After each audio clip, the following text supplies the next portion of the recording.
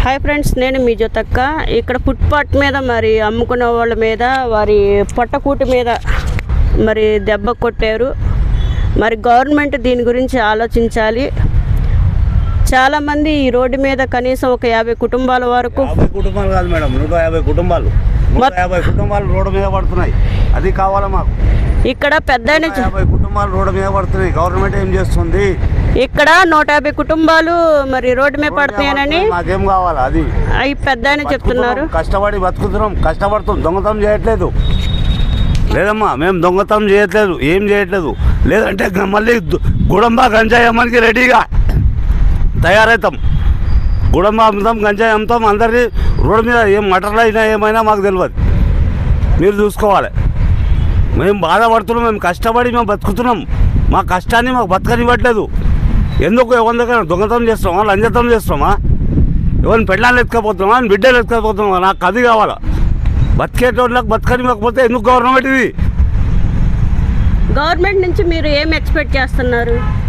మేము మాకు ఏం లేదమ్మా, మేము బతికేది మాకు బతకనివ్వండి అంతే. మా కష్టపడి బతుకుతున్నాం, అది బతకనివ్వాలి. అది బతకనివ్వకపోతే మళ్ళీ చేస్తాం, ఏం చేయాలో అదే చేస్తాం. మరి గవర్నమెంట్ దగ్గర నుంచి మీరు కరెక్ట్గా ఆదేశాలు మరియు రికమెండేషన్ వేస్ట్. ఈ గవర్నమెంటే వేస్ట్, నేను డైరెక్ట్ చెప్తున్నా. గవర్నమెంటే వేస్ట్, గవర్నమెంటే వేస్ట్.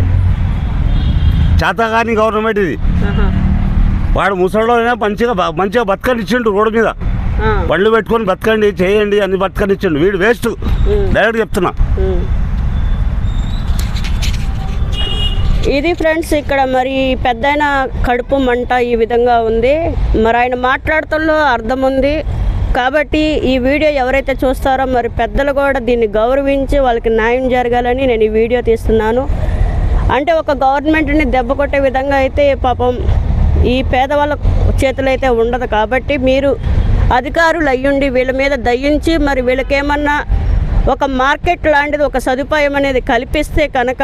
ఇక్కడ గవర్నమెంట్ ఇక్కడ ట్రాఫిక్ వాళ్ళు తీసేస్తారు, ఇక్కడ రైల్వే వాళ్ళు ఇలా కూర్చుంటే కూడా రైల్వే వాళ్ళు తీసేయమంటారు.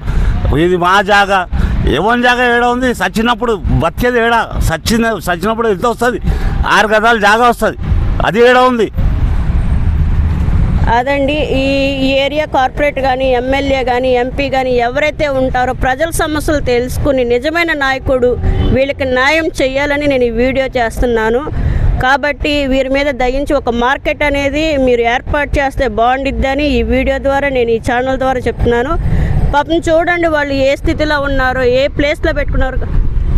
అన్నం చూపించండి మేడం, ఆ ఫుడ్ రోడ్డు మీద కూర్చొని తింటున్నారు. చూడండి వాళ్ళు ఫుడ్ ఏ విధంగా తింటున్నారు ఈ రోడ్డు పక్కన పాపం. కాబట్టి మీరు ఈ విధంగా ఆలోచించి గవర్నమెంట్ అనేది వీళ్ళకి ఒక న్యాయం చేస్తారని నేను కోరుకుంటున్నాను. అయ్యా రేవంత్ రెడ్డి గారు, మీకు ఒక విన్నపం. వీళ్ళకి ఏదన్నా మీరు ఒక సొల్యూషన్ అనేది చెప్తే బాగుండిద్ది. ఏదైనా కానీ ఒక మంచి నా మీద ఎందుకు కక్ష పట్టింది ఇంత? మేము ఓట్లు వేయలేదనా? ఓట్లు వేసింది ఎవరికి తెలుసు? ఓటు ఎవరిని కాంగ్రెస్ వేసింది, టీడీపీకా కేఆర్ఎస్కా, ఎవరికి వేసింది తెలుసు. ఓటు ఎందుకు కక్ష పట్టింది? ఎందుకు ఈ లంజావుడికి అవసరం ఏముంది? మీరు ప్రశ్నించే గొంతుకు అవుతారు. మాకు నిజమైన నాయకుడు కావాలని మరి ఏరి కోరి మరి ఇటువంటి నాయకుడిని తీసుకొస్తాయి. మీరు ఇటువంటి ప్రజల మీద పొట్టగొట్టడం అనేది ఎంతవరకు న్యాయమని ఈ ప్రజలు అడుగుతున్నారు. కాబట్టి ఈ వీడియో కనుక మీరు చూస్తే కనుక నేను దయచేసి ఈ వీడియో అందరికీ షేర్ చేయండి. కాబట్టి గవర్నమెంట్ ఏం న్యాయం చేసిందో చూద్దాము. ఈ వీడియో నచ్చినంత వరకు మీరు షేర్ చేయండి. గవర్నమెంట్ ఏం న్యాయం చేయదమ్మా, ఈ గవర్నమెంట్ వెళ్ళిపోవాలి, అవసరమే లేదు. ఈ గవర్నమెంటే పడిపోవాలి, మళ్ళీ టీఆర్ఎస్ రావాలి, అవసరం లేదు. వేస్ట్. వీడేం పని చేయడు. వాడు ఇంట్లో కూర్చుంటాడు, తాగుతాడు, మంచిగా ఏసీలో వంటాడు. మాకు రోడ్డు మీద ఎండలో రోడ్డు మీద అక్కడికి వెళ్ళి ఇక్కడికి వెళ్ళి తింటున్నాడు అంతే. అదండి, పెద్దయిన ఆవేదన ఈ విధంగా ఉంది.